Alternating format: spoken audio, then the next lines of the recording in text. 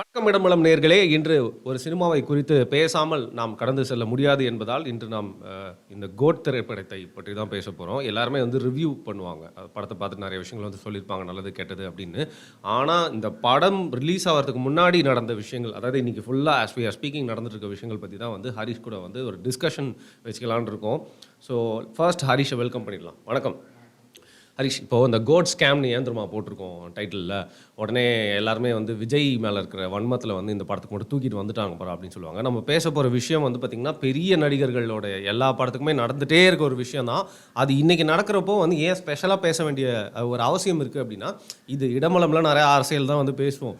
So இந்த நடிகர் வந்து இன்னும் ஒரு படம் நடித்து விட்டு அரசியலுக்கு முழுசாக வந்து வரப்போகிறாரு அப்படிங்கிறதுனால இனிமேல் சினிமாவையும் அவருடைய அரசியலையும் வந்து தள்ளி வச்சு பார்க்கவே முடியாது. அப்படிங்கிறதுனால இன்றைக்கி இதை பற்றி பேசினா ஒரு தனியான ஒரு கவனம் நிறைய பேருக்கு கண்ணுக்கு முன்னாடி இது கொண்டு போய் சேரும் அப்படிங்கிறதுனால தான். ஸோ எதை பற்றி பேசிட்டு இருக்கோம் உங்களுக்கு புரியும்னு நினைக்கிறேன். டிக்கெட் ஸ்கேம் பற்றி தான் இதில் நிறையா விஷயங்கள் பேச வேண்டியிருக்கு ஹரிஷ். ஒன்று வந்து பார்த்தீங்கன்னா, அநியாயத்துக்கு டிக்கெட்டை வந்து விலை ஏற்றி விற்றது. நான் வந்து ரொம்ப எக்ஸாஜரேட்லாம் பண்ணல. நான் அதிகமாக எவ்வளோ கேள்விப்பட்டேன் அப்படின்னா 2500 ஒரு டிக்கெட். அதுவும் பார்த்தீங்கன்னா டப்பா தேட்டர்னா நம்ம எல்லாம் கம்ஃபர்ட் தானே விரும்புவோம். அப்போ நம்ம கண்ணுக்கு எது டப்பா தேட்டர்னு தெரியுது. டப்பா தேட்டர்னு சொன்னால் தப்பு இல்லை. அங்கே ஃப்ரண்ட்டில் சீட்ஸில் வந்து கிடைக்கிற மாதிரி இருந்துச்சு அந்த 2500 டிக்கெட்ஸு. அது மட்டும் இல்லாமல் இன்னொன்று என்ன பார்த்தீங்கன்னா, நிறைய தேட்டரில் வந்து இந்த டெபாசிட் பிரச்சனை வந்து போயிட்டு இருந்ததுனால அந்த தேட்டருக்கு வந்து அந்த படம் வருமா அப்படின்னும் தெரியல. அண்ட் தேட்டருக்காரங்க ஒரு விஷயம் பண்ணாங்க, அந்த புக்கிங் ஆப்ஸோடு சேர்ந்துக்கிட்டு டைப் போட்டு ஒரு நல்ல ஸ்கேம் பண்ணாங்க. சுற்றிக்கிட்டே இருக்குமா உங்களுக்கு வந்து பார்த்தீங்கன்னா, வந்து சுற்றிக்கிட்டே இருக்குமா, கிடைக்காதான். ஆனால் கடைசி நிமிஷத்தில் வந்து டக்குன்னு வேறு வழி இல்லாமல் சில இதெல்லாம் ஓப்பன் பண்ணி விட்டு விற்பாங்களாம். அந்த அனுபவத்தை நீங்களே பெற்றேன்னு சொன்னீங்க நேத்தி. அந்த மாதிரி வந்து பார்த்திங்கன்னா தேட்டர்ஸே ஒரு டிமாண்ட் க்ரியேட் பண்ணி பிளாக்ல அவங்களே இது மாதிரி விற்றுட்ருக்காங்க. ஸோ இது வந்து ரொம்ப இரிட்டேட்டிங்காக இருக்குது அப்படின்னு சொல்லலாம். ஃபஸ்ட்டு வந்து சமீப நாட்களில் விஜய்க்கு ஃபேவராக நம்ம வந்து வீடியோஸ் போட்டுட்ருக்கோம். அதை வந்து நான் மென்ஷன் பண்ணுறேன். நம்மள என்ன விஜய் மென்டல் அதுதான் நம்ம வந்து சமீப நாட்களாக விஜய் அவர்களுக்கு ஃபேவராக தான் வீடியோஸ் போட்டுட்ருக்கோம். விஜய்க்கு எதிராக நம்ம வீடியோஸ் போடல. இந்த காணொலியையும் விஜய் ரசிகர்கள் வந்துட்டு அவங்களுக்கு நல்லது செய்கிற ஒரு வீடியோவாக தான் பார்ப்பாங்கன்னு நினைக்கிறேன். ரெண்டாவது வந்து அந்த காட்சிக்கான அந்த கட்டண நிர்ணய முறை அப்படின்னு சொல்லிட்டு தமிழக அரசு தரப்புலேருந்து ஒரு கட்டண நிர்ணய முறையை விதிச்சிருக்காங்க. அந்த கட்டணத்தை தாண்டி கூடுதலாக வசூலிக்கக்கூடாது அப்படிங்கிறது சட்டம். அதை தாண்டி வந்து பிளாக்கில் கிட்டத்தட்ட 2500 3000 வரைக்குமே வந்து டிக்கெட்கள் விற்கப்படுறத நான் பார்த்துட்டு தான் இருக்கேன். சமீப நாட்கள்னு சொல்ல முடியாது. நான் என்னுடைய ஃபஸ்ட் எக்ஸ்பீரியன்ஸ்னால் காலா திரைப்படத்திற்கு கிட்டத்தட்ட 3000 செலவு பண்ணேன் அந்த டிக்கெட் வாங்குறதுக்கு. நீங்கள் ரஜினி கிரேஸா? இல்லை, அப்படி கிடையாது. அன்னைக்கு வந்து ஃப்ரெண்ட்ஸோடு போய் பார்க்கணும், அந்த ஒரு படம் தான் அன்றைக்கி ரிலீஸ் ஆகிருந்தது. ஸோ அப்போ வந்து ஃப்ரெண்ட்ஸோடு போய் பார்க்கலாம் அப்படிங்கிற அந்த ஒரு மைண்ட் செட்டில் போனது. பட் ஒரு ஆளுக்கு 3000 ஸ்பெண்ட் பண்ணுற மாதிரி ஆகிடுச்சு அன்றைக்கி. வேறு வழியே இல்லாமல் பிடிக்கும் அந்த படம் பிடிச்சிது. ஆனால் 3000 ஒரு டிக்கெட்லாம் வேறு வழியே இல்லாமல் ஸ்பெண்ட் பண்ணுற மாதிரி ஆகிடுச்சு அன்றைக்கி. ஏன்னா அதுக்கப்புறம் வந்து ஃப்ரெண்ட்ஸ் எல்லாம் வந்து இருக்க மாட்டாங்க ஊரில், எல்லாம் வேறு டிஸ்ட்ரிக்டில் வந்து வேலைக்கு போயிடுவாங்க. அப்படிங்கிறப்போ நம்ம வந்து கெட் டுகெதராக இருக்கும்போது அந்த டைமில் வந்து போய் பார்க்கலாம் அப்படிங்கிறதுனால ட்ரை பண்ணது. பட் அன்றைக்கி வந்து 3000 ஒரு ஆளுக்கு ஸ்பெண்ட் பண்ணுற மாதிரி ஆகிடுச்சு டிக்கெட்டுக்கு மட்டுமே. அன்றைக்கி வந்து ஒரு காட்சி நான் இப்போ என்ன பார்த்தேன் அப்படின்னா, ஒரு பெண் அவங்க வந்து கல்யாணமாகி ஃபஸ்ட் டைம் அவங்க ஹஸ்பண்டோட வந்து திரைப்படம் பார்க்க வராங்க. அவங்களுடைய வளையல் அவங்க வீட்டில் அவங்களுக்கு போட்டுக்கிட்ட வளையல் வந்து அந்த ஒரு 2 பவுன் 2.5 பவுன் என்னமோ இருக்கும். அதை வந்து அங்கே தியேட்டர் பக்கத்துலேயே இருக்கிற வந்து ஒரு நகைக்கடையில் கொண்டு போய் வச்சு அது மூலமாக வந்து அமௌண்ட் வச்சு தியேட்டருக்கு டிக்கெட் வாங்கி இவங்க வந்து சீரியஸாக. ஆமாம், காலா சேட்டை பார்க்க சேட்டு கடைக்கு போயிட்டு இது ஏன் இப்படி பண்ணுறாங்க அப்படின்னா, அவங்க ஹஸ்பண்ட் வந்துட்டு ரஜினியோடைய பெரிய ஃபேனாக. ஸோ அதனால் வந்து அவருக்கு வந்து ஒரு சர்ப்ரைஸாக இருக்கணும் அப்படிங்கிறதுனால இது மாதிரி பண்ணுறேன் அப்படின்னு சொல்லிட்டு இவங்க பண்ணியிருக்காங்க. அதெல்லாம் நான் அந்த தியேட்டர் வாசல்லையே பார்த்தேன். நான் அப்போ கூட கேட்டேன் அவங்கக்கிட்ட, இவ்வளோ செலவு பண்ணி நீங்கள் படம் பார்க்கணுமா? இதுக்கு வந்து ஒரு 2 நாள் கேப் விட்டு கூட பார்க்கலாமே, எதுக்கு வந்து ஃபஸ்ட் டேவே நீங்கள் பார்க்குறீங்க அப்படின்னா, என்னுடைய ஹஸ்பண்ட் வந்து ரஜினியோடைய ரசிகர், தீவிர ரசிகர் அப்படின்னு சொல்லி சொன்னாங்க. ஸோ ரசிகர்கள் வந்து இவ்வளோ ஸ்பெண்ட் பண்ணி பார்த்தும் ரசிகர்களுக்கு நடிகர்கள் பெரிய அளவில் செய்கிறது கிடையாது. அவங்க ஏங்க செய்யணும் இது? ஆனால் இந்த விஷயத்தில் செஞ்சதில் இந்த விஷயத்தில் வந்துட்டு நடிகர்கள் தலையிட வேண்டியது அவசியம். ஏன்னா பாதிக்கப்படுறது வந்து ரசிகர்கள் தான். திரைப்பட குழுவோ இல்லை வந்து தயாரிப்பு நிறுவனமோ இல்லை நடிகர் சம்மந்தப்பட்ட நடிகரோ கிடையாது. பாதிக்கப்படுறதுலாம் வந்து படத்தை பார்க்கணும்னு விரும்புகிற அந்த ரசிகன் தான் பாதிக்கப்படுறோம். ரெண்டாவது, படத்தினுடைய டிக்கெட் விலை இவ்வளவு தான் நிர்ணயம் பண்ணிவிட்டு அதுக்கு மேலே கூடுதலாக விற்கிறாங்க அப்படின்னு சொல்லி புகார் வந்தும் நடவடிக்கை எடுக்காமல் மௌனமாக இதை கடந்து போகிற அரசும் இதுக்கு வந்து ஒரு முதல் குற்றவாளியாக பார்க்கப்பட வேண்டிய இடத்துல இருக்காங்க. ஏன்னா அரசாங்கம் தான் தடுக்கணும் இந்த விஷயங்களை. இதை வந்து ஸ்டாப் பண்ணுறது வந்து படக்குழுவினர் கையில் கிடையாது. ஒரு நடிகர் வந்து நீங்கள் இந்த விலைக்கு விற்காதீங்கன்னு சொல்லலாம். மீறி விற்கிறாங்க அப்படின்னா அதை வந்து அது மேலே வந்து நடவடிக்கை எடுக்கக்கூடிய இடத்துல அரசு தான் இருக்குது. ஆனால் அரசு வந்து நடவடிக்கை எடுக்காமல், நேற்று கூட ஒரு அமைச்சர் சொல்கிறாரு, 2000 ரூபாய்க்கு வந்து டிக்கெட் விற்கிறாங்க, இவர் வந்து நாளைக்கு அரசியலுக்கு வந்து என்ன பண்ண போகிறாருன்னு கேட்குறாரு. ஆட்சியில் இருக்கிறது நீங்கள் தான் வந்து நடவடிக்கை எடுக்கணும். ஆட்சியில் இருக்கிற உங்களாலேயே நடவடிக்கை எடுக்க முடியலன்னா அப்போ உங்கள் ஆட்சி வரை நீங்கள் தான் கேள்வி கேட்குறீங்க. கொடநாடு என்ன ஆச்சு அப்படிங்கிற மாதிரியான விஷயமா? கொடநாடு அவங்களோட பொறுப்பு. கொடநாடு கேஸ் 3 வருஷம் ஆச்சு. 3 வருஷத்துக்கு அப்புறம் என்ன பண்ணாங்க? எதுக்கு நான் சொன்னேன்னா, அந்த இதுக்குள்ள போல ஒரு எக்ஸாம்பிளுக்காக இவங்களோட கண்ட்ரோல்ல இருக்கிற விஷயத்த வந்து மற்றவங்க மேல பழி போடுற மாதிரி இருந்துச்சு அப்படின்னு. இல்லை, இவங்க கண்ட்ரோலில் தான் இருக்குது. ஆக்சுவலாக இவங்க தான் வந்து நடவடிக்கை எடுக்கிற இடத்துல இருக்காங்க. நடவடிக்கை எடுக்க வேண்டிய இவங்களே வந்து சம்மந்தப்பட்ட நடிகர் ஏன் நடவடிக்கை எடுக்கலன்னு கேட்குறது ஒரு கேலி கூத்தான விஷயம். நம்ம உடச்சி பேசுவோம். விஜய் மேலே நம்மளுக்கு நாட்டமும் இல்லை, அவர் மேலே இருக்க வன்மமும் இல்லை. அவர் நினச்சா என்ன பண்ணியிருக்க முடியும்? எதோட அவரோட பவர் நின்றுருக்கும் இந்த விஷயத்தில்? அவர் நினச்சா ஒரு ஸ்டேட்மெண்ட் ரிலீஸ் பண்ணலாம், அவ்வளோதான். அதுக்கு மேலே வந்து அவரால் ஒன்றும் பண்ண முடியாது. ரசிகர்களுக்காக ஒரு ஸ்டேட்மெண்ட் ரிலீஸ் பண்ணுறதை தவிர நடிகரால் வேறு எதுவும் பண்ண முடியாது.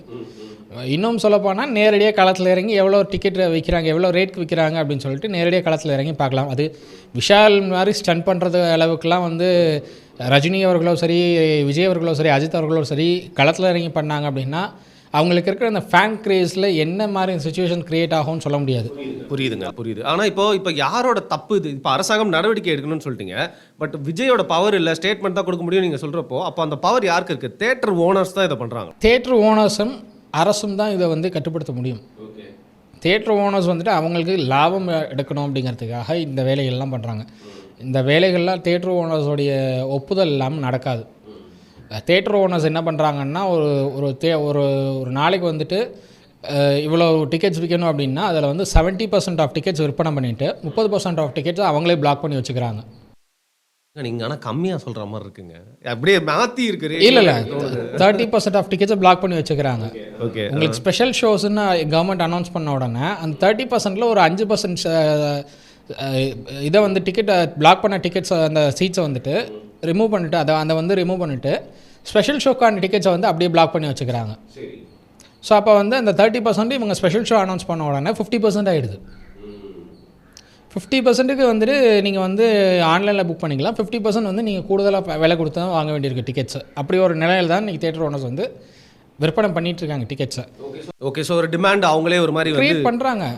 சரி, இதில் எப்படிங்க இந்த ஆப்பும் சேர்ந்து இந்த நம்ம புக்கிங் ஆப்ஸ் பேர்லாம் சொல்ல தேவையில்லை, எல்லாருக்குமே எந்தெந்த ஆப் பற்றி சொல்கிறேன்னு தெரியும். எப்படி 2 பேருமே கூட்டு களவாணித்தனம்? இப்போ நானே முந்தா நேற்று இந்த கோட் படத்துக்கு டிக்கெட் புக் பண்ண ட்ரை பண்ணேன். நான் முந்தா நேற்று ஈவினிங் ட்ரை பண்ணேன். அதே டைமிங் கிட்டத்தட்ட மத்தியானம் 2:30 மணி ஷோ 6ஆம் தேதிக்கு ட்ரை பண்ணேன். புக்கிங் வந்து புக் ஆகலை. அதாவது நாளைக்கு ட்ரை பண்ணியிருக்கீங்க நீங்கள்? நாளைக்கு பார்க்கணும் அப்படிங்கிறதுக்காக மத்தியானம் 2 மணி ஷோ ட்ரை பண்ணேன். புக்கிங் புக் ஆகலை. இன்னும் சொல்லப்போனால் ஃபுல் அதாவது கம்ப்ளீட்டாக எல்லாமே சீட் ஃபுல் அப்படிங்கிற மாதிரி காட்டிகிட்டு இருந்துச்சு. கம்ப்ளீட்டாக எல்லாமே ஃபுல் ஆகிடுச்சு அப்படின்னு காட்டிகிட்டு இருந்தது. பட் நேற்று இந்த ஸ்பெஷல் ஷோ அனௌன்ஸ்மெண்ட் வந்ததுக்கப்புறம் மறுபடியும் அதே டைமுக்கு ட்ரை பண்ணப்போ புக் ஆகிடுச்சு. இவங்களே ஹால் பண்ணி வச்சுக்கிறாங்க. இவங்களே வந்து ஹோல்ட் பண்ணி வச்சுக்கிறாங்க அந்த சீட்ஸ் எல்லாம். அந்த டிக்கெட்ஸ் எல்லாம் இவங்களே ஹோல்ட் பண்ணி வச்சுட்டு ஸ்பெஷல் ஷோன்னு வரும்போது ஸ்பெஷல் ஷோக்கான டிக்கெட் ரேட் வந்து அதிகமாக விற்றுட்டு இந்த ஷோக்கான மற்ற ஷோக்கான டிக்கெட்ஸ் எல்லாம் வந்து அப்படியே வந்து விட்டுடுறாங்க. ஸோ அதில் வந்து ஸ்பெஷல் ஷோக்கு வந்து உங்களுக்கு 3000 ரூபா வரைக்குமே வந்து உங்களுக்கு சேல்ஸ் பண்ணால் நிறைய உங்களுக்கு லாபம் வருது அவங்களுக்கு. இப்போ படமே ஓடலை அப்படின்னாலுமே வந்து உங்களுக்கு வந்து இதுலேயே லாபத்தை பார்க்குற அளவுக்கு தேட்டர் ஓனர்ஸால் முடியுது.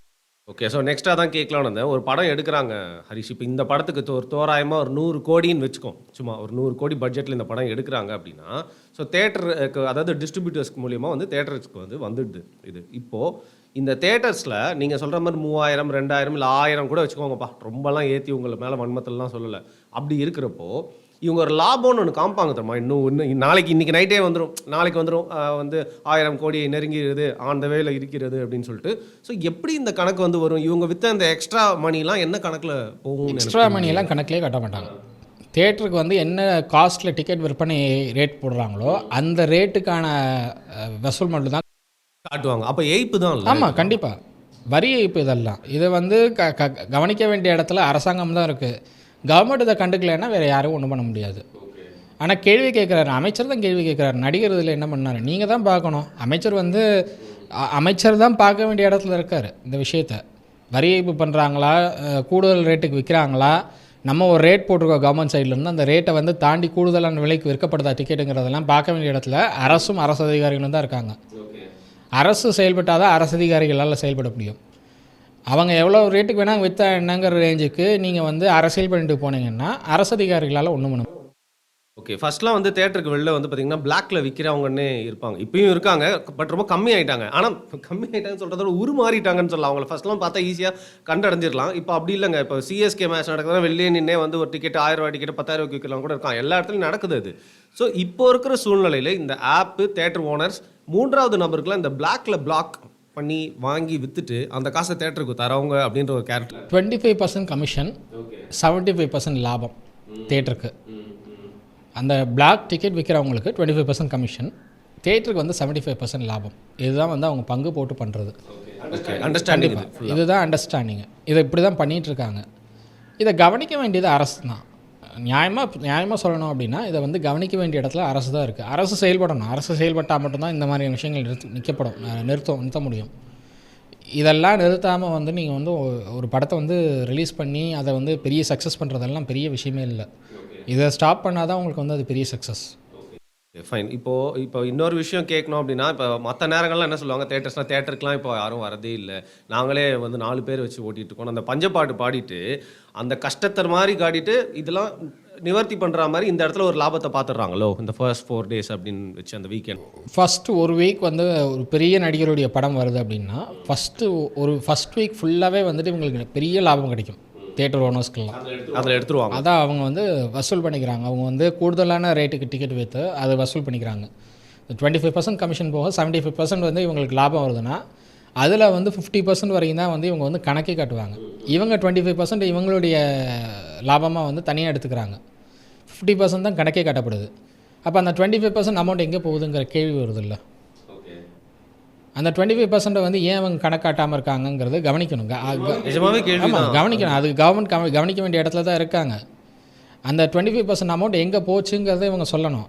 பட் வந்து இவங்க என்ன சொல்கிறாங்க, எங்களுக்கு லாபமே இல்லை, எங்களுக்கு வந்து தியேட்டரே ஓடலை, பெரிய நடிகர்களுடைய படம் வருஷத்துக்கு 1-2 தான் வருது, அதனால தான் நாங்கள் வந்து இப்படி பண்ணுறோம் அப்படிங்கிறது தான் தியேட்டர் ஓனர்ஸுடைய கருத்தாக இருக்குது. அதுக்காக வந்து நீங்கள் ஒரு படம் வந்து நல்லா ஓடுற படத்தெல்லாம் வந்து நீங்கள் வந்து தியேட்டர்லேருந்து ரிமூவ் பண்ணிவிட்டு ஓடாத படம் ஒரு பெரிய நடிகர் படம் ஒன்று வருது அப்படின்னா அதை தூக்கி வச்சுக்கிறீங்க.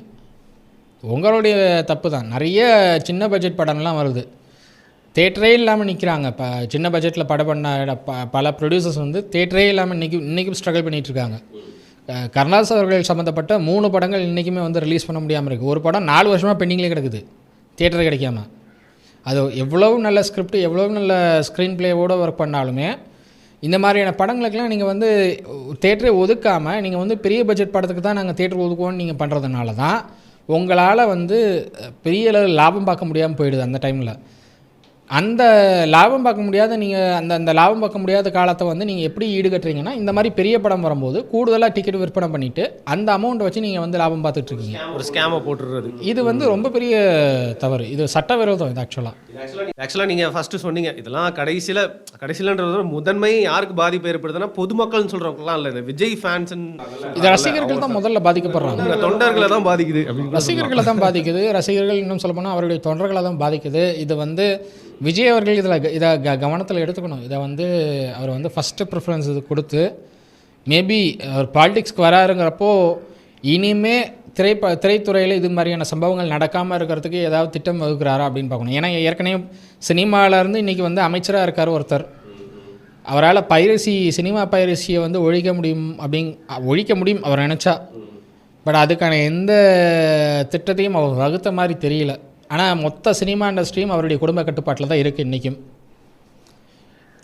ஒரு சிறப்பு காட்சி ஏற்பாடு பண்ணணுங்கிறதுக்காக இந்த திரைப்படத்தோட இயக்குனர் அந்த குடும்பத்துக்கு ஃபேவராக ஒரு ட்வீட் போடுறார்.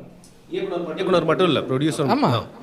அந்த வியாபாரம் தான் எல்லாம். அந்த ஒரு குடும்பமே வந்து திரைத்துறையை கட்டுப்பாட்டில் வச்சுட்டு இருக்காங்க. அப்படி தான் இருக்குது இன்னைக்கு சுச்சுவேஷனு. கீழே வந்து கஷ்டப்பட்டு வீட்டிலேருந்து காசு திருடிட்டு போயிட்டு 2000 ரூபா வந்து தளபதி படத்துக்கு கொடுத்துட்டு ஒரு 50 ரூபா செலவு பண்ணி பால் வேற வாங்கி கட்டோட்டுக்கு ஊற்றிட்டு நைட்டு உற்சாகமானதுக்கும் காசு செலவு பண்ணணும். பாவங்க ஒரு ஒரு தொண்டு ரசிகனோட ஒரு நாளைக்கு ஒரு ரசிகனுக்கு இந்த மாதிரி படம் வருது அப்படின்னா ஒரு நாளைக்கு அவனுக்கு வந்து 4000 ரூபா கிட்ட செலவாகுது. செலவாயிடுது. பட்டாசு. ஆமாம், 4000 ரூபா 4500 ரூபா மேக்ஸிமம் ஒரு 5000 செலவாயிடுது அவனுக்கு.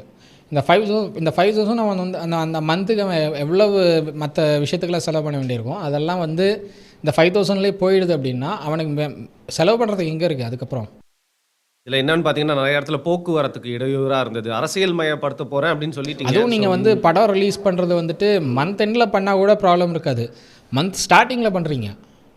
அவன் இப்போ தான் சேலரி வாங்கியிருப்பான், இப்போ தான் சம்பளம் வாங்கியிருப்பான். இன்னும் சொல்ல போனோன்னா அவங்க பாயிண்ட் ஆஃப் வியூ வந்து கரெக்டாக தாங்க பண்ணுறாங்க. இல்லை, இன்னொரு விஷயம் எனக்கு கேட்கணும்னு நினச்சேன் ஹரிஷ்.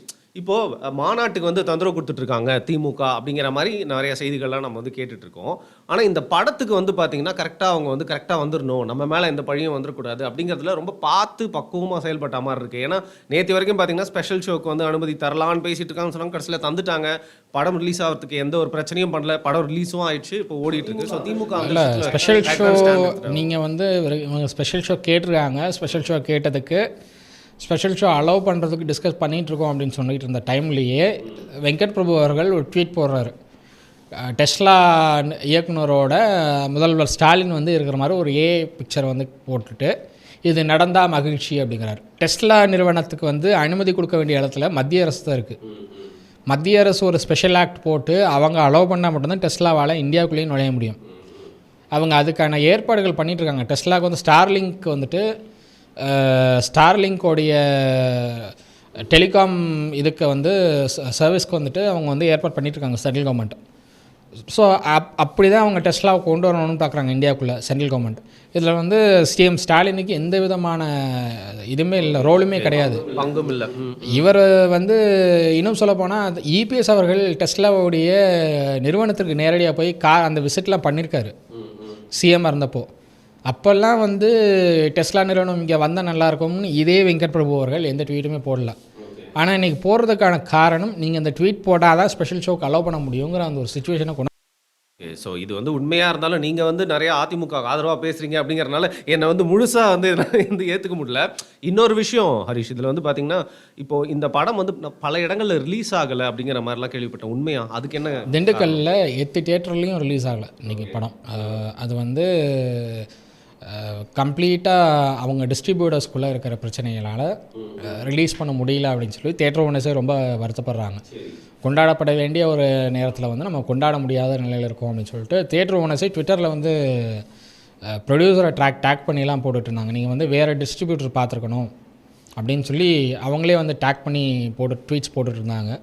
ஸோ அது இன்றைக்கி மத்தியானம் 2 மணிக்குள்ளே அந்த இஷ்யூஸ் எல்லாம் சால்வ் ஆகிடும் அப்படின்னு சொல்லிட்டு அர்ச்சனா அவர்கள் வந்து சொன்னதாக தகவல். ஸோ அதனால் இப்போ வந்து டிஸ்ட்ரிபியூட்டர் வேறு ஒரு டிஸ்ட்ரிபியூட்டர் மூலமாக அவங்ககிட்டலாம் பேச்சுவார்த்தை நடத்தி 2 மணிக்குள்ளே இந்த இஷ்யூஸ் எல்லாம் சால்வ் பண்ணி அதுக்கப்புறம் நாளையிலேருந்து படத்தை வந்து கம்ப்ளீட்டாக தமிழ்நாடு ஃபுல்லாக ரிலீஸ் பண்ணலாம் அப்படிங்கிற ஒரு ஐடியா போயிட்டு. நான் இவ்வளோ அக்கப்போர்லேயும் என்னால் ஏற்றுக்கவே முடியாத அக்கப்போர் எது தெரியுமா? நேற்று வந்து பார்த்திங்கன்னா ஒரு ப்ரொமோஷன் பண்ணிட்டுருந்தாங்க. அந்த போஸ்டரில் வந்து விஜய் முன்னாடி இருப்பார், பின்னாடி நீங்கள் உங்கள் பிக்சர் வந்து போட்டால் பின்னாடி இருக்கிற விஜய்க்கு பதில் உங்களோட முகம் அதில் வந்துடும். அதில் ஓகே, எல்லாருமே க்யூட்டாக வந்து போட்டாங்க, விஜய் ஃபேன்ஸ் எல்லாம் வந்து போட்டாங்க. அதில் ஒருத்தன் ஸ்டாலின் படத்தை எடுத்து போட்டு ஸ்டாலின் விஜய்க்கு பின்னாடி உட்காந்துருக்க மாதிரி பண்ணிட்டாங்க. இவங்க வந்ததுலேருந்து ரொம்ப ஓவராக போய்கிட்டு இருக்காங்க. பட் கடைசியாக அந்த ரிவ்யூ மேட்டர் சொல்ல முடியாது. நாளைக்கு ஸ்டாலினே கூட விஜய் பின்னாடி தான் போய் நிற்கணும். ஏன்னா இன்றைக்கி இவங்களுடைய ஆட்சி நிர்வாக முறையெல்லாம் பார்த்தா அடுத்த முறை ஆட்சிக்கு வருவாங்களாங்கிறதே சந்தேகம்தான். யாருடைய தயவு யாருக்கு தேவைப்படலாம்? தளபதி ஓன்ஸ் தளபதி அப்படிங்கிறீங்க. யாருடைய தயவும் யாருக்கும் தேவைப்படலாம். ஏடிஎம்கே 2011 வந்து ஆட்சிக்கு வரதுக்கு திமுகவுடைய தவறுகள் தான் காரணமாக இருந்தது. ஆனால் அதை விட முக்கியமான காரணம் தேமுதிகவுடைய கூட்டணி. விஜயகாந்தோட கூட்டணி இல்லாமல் போயிருந்தால் டிஎம்கேவுக்கு அகெயின்ஸ்டாக இருக்கிற அந்த வாக்குகள்லாம் ஸ்ப்ளிட் ஆகி ஏடிஎம்கேக்கு வந்து மெஜாரிட்டி கிடைக்கிறதுக்கு ஒரு சிக்கல் உண்டாயிருக்கும். அப்படியான ஒரு சிக்கல் ஸ்டாலினுக்கும் வரலாம் எதிர்காலத்தில். அப்படிங்கிறப்போ ஸ்டாலினுக்கும் விஜயோடைய உதவி தேவைப்படும். இன்றைக்கி வந்து எதிர்த்து பேசுவாங்க, நாளைக்கு மண்டிட்டும் போகிறதுக்கான வாய்ப்பு இருக்குது. Okay fine. அரசியல் எது வேணா நிகழலாம் அப்படின்றீங்க. ஸோ கடைசியாக ரிவ்யூ மேட்டருக்கு வந்துருவோம். நம்ம 2 பேருக்குமே ரிவ்யூ சொல்கிறதுக்கு எந்த தகுதியுமே இல்லை. ஏன்னா நீங்கள் நாளைக்கு புக் பண்ணியிருக்கீங்க, நான் மோஸ்ட்லி நாளைக்கு போகணும்னு நினைக்கிறேன். அதை பார்த்துட்டு நம்ம வந்து உடனே போடணும்னு அவசியம் இல்லை. நம்ம ஒன்றும் ரிவ்யூவர்ஸ் இல்லை. ஒரு வாரம் கழிச்சு கூட இது வியாபாரமாக எப்படி பண்ணியிருக்கு, எங்கே ஒர்க் அவுட் ஆச்சு, எங்கே ஒர்க் அவுட் ஆகல, அதெல்லாம் நம்ம வந்து அலசி ஆராய்ந்து துணியை வெளுக்க வைப்போம். பட் இப்போ கேள்விப்பட்ட வரைக்கும் பார்த்தீங்கன்னா, நீங்கள் வேற ஒருத்தர் வந்து பாலக்காட்டுக்கு போய் பாரு நல்லா இருக்கும்னு ரெக்கமெண்ட் பண்ணி ஒரு ரிவ்யூவர் அமுச்சு வச்சிருக்கீங்க. அவர் வந்து பார்த்துட்டு படத்தை வந்து இப்படி ஸ்டார்ட் ஆகி இப்படி போகுதுன்னு கிராஃப்லாம் போட்டு காட்டியிருக்காரு. ஸோ படம் இப்போ வரைக்கும் கேள்விப்பட்ட வரைக்கும் நம்ம அந்த விமர்சனங்கள்லாம் பார்த்துருப்போம். அது வரைக்கும் எப்படி இருக்கு நியூஸ் டாக்? ஒரு ஆவரேஜாக தான் வந்துட்டுருக்கு ரிவ்யூஸ். பட் ரிவ்யூஸை நம்பி நீங்கள் வந்து படம் பார்க்கணுன்னு நான் சொல்ல மாட்டேன்.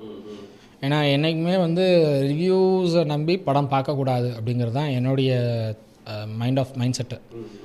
ரிவ்யூவர்ஸ் வந்து எப்போ வந்து படத்தை வந்து ஒரு ஹைப் பண்ணி சொல்கிறாங்களோ அப்போ வந்து படம் நல்லா இருக்குன்னு அர்த்தம். ஆமாம். இப்போ இன்ஸ்பிரேஷன் நல்லா இருக்குன்னு சொன்னார்னா நிறைய நேரத்தில் படம் நல்லா இருக்காது அப்படின்னு அர்த்தம். ப்ளூ ஷர்ட்டை வந்து படத்தை வந்து கழுவி ஊத்துறாருன்னா அவர் தனிப்பட்ட வன்மம் இருக்கிறதுக்கு கூட வாய்ப்பு. மாறன் பேசுகிறார் அப்படின்னா மாறன் வந்து அவர் எல்லா படத்தையும் அப்படி தான் பேசுவார். விலை பேச்சில் பேசுகிறாங்க அப்படின்னா பேமெண்ட் வரலன்னு படம் நேரில் பார்த்தா தான் தெரியும் நம்மளுக்கு. ரிவ்யூஸை நம்பி நம்ம வந்து படம் நல்லா இருக்கு நல்லா இல்லைன்னு சொல்கிறதெல்லாம் வந்து அதெல்லாம் முன்ன சொல்லலாம். முன்ன வந்து ரிவ்யூஸ் மட்டுமே தான் வந்து எல்லாமே இருந்தது. ரிவ்யூஸை நம்பி தான் தியேட்டருக்கு போவாங்களா அப்படின்னா கிடையாது. மக்கள் வந்து அப்படி பழக்கப்பட்டவங்க கிடையாது. தியேட்டருக்கு போகிறாங்க, தியேட்டருக்கு போய் பார்த்துட்டு அவங்களுக்கு பிடிச்சா வரவேற்கிறாங்க, பிடிக்கலைன்னா அப்படியே விட்டுறாங்க. ஸோ இதுதான் வந்து பரத்வாஜ் ரங்கனை விட்டுட்டேன். அவருக்கு சில படம் பிடிக்கல அப்படின்னா அவருக்கு அந்த படம் புரியலன்னு அர்த்தம். அந்த மாதிரி வந்து ஒருத்தர் ஒரு அஜெண்டாவில் இன்றைக்கி சொல்ல ஆரம்பிச்சிட்டாங்கல்ல ஹரிஷ்.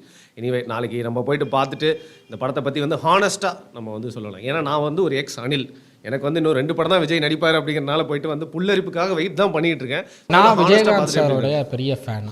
ஸோ அது வேற. எங்கள் சொந்த ஊர் மதுரை சேர்ந்தவர் விஜயகாந்த். எனக்கு வந்து விஜயகாந்த் சாரோடைய அந்த கடைசி அந்த நிமிடங்கள் தாண்டி அவரை வந்து ஒரேயாக கொண்டு வராங்க அப்படிங்கிறப்போ எனக்கு அது ரொம்ப ஒரு பெரிய விஷயம் இந்த கோட் படத்தில். ஸோ அதுக்காகவே பார்க்கணும் அப்படிங்கிறதுனால தான் நான் டிக்கெட் புக் பண்ணது. ஓகே, நானும் நீங்கள் சொல்கிற மாதிரி நிறையா அந்த கிளிப்ஸ்லாம் வந்துச்சு, தெரியாதனமாக கண்ணில் பட்டுருச்சு. ஆனால் வாய் வருது அப்படியே சொல்லணுன்னா அதுக்குள்ளே வீடியோ முடிச்சுக்கலாம் அப்படின்னு நினைக்கிறேன். சரி, மிக்க நன்றி ஹரிஷ். நம்ம படத்தை பார்த்துட்டு மீண்டும் சந்திப்போம். Thank you so much.